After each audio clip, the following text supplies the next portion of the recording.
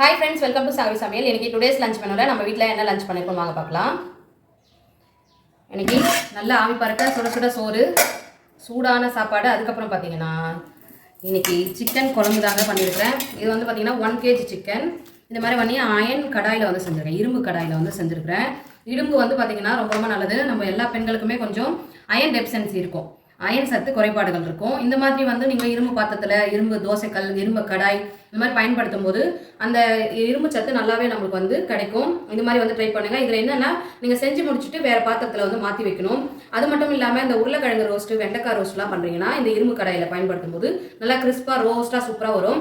கண்டிப்பாக இதெல்லாம் வந்து யூஸ் பண்ணுங்கள். அதுக்கடுத்தது வந்து பார்த்தீங்கன்னா இது வந்து நான் நிறைய டைம் சொல்லியிருக்கேன். இது வந்து பார்த்தீங்கன்னா அரிசி வடித்த இப்போ நம்ம வந்து சோறு வடித்த தண்ணி தான் இது, சாதம் வடித்த தண்ணி. இதில் வந்து பார்த்தீங்கன்னா நிறைய சத்துக்கள் இருக்குது. இது அந்த ரைஸோட ஸ்டார்ச் இதில் தான் இருக்குது. அப்புறம் இது வந்து ரொம்ப குளிர்ச்சி. இதை வந்து நீங்கள் என்ன பண்ணலாம், கொஞ்சமாக சால்ட்டு போட்டு வெதுவெதுப்பான சூட்டில் குடிக்கும்போது அல்சர்லாம் இருக்குது உங்களுக்கு அப்படின்னாலும் ரொம்ப ஹீட் ஆகிடுச்சு உடம்புனா இந்த மாதிரி குடிக்கலாம். நாங்கள் வந்து ஒரு மாதத்தில் 2 டைம் இந்த மாதிரி குடிப்போம். அது கொஞ்சமாக எடுத்து வச்சிருக்கிறேன்.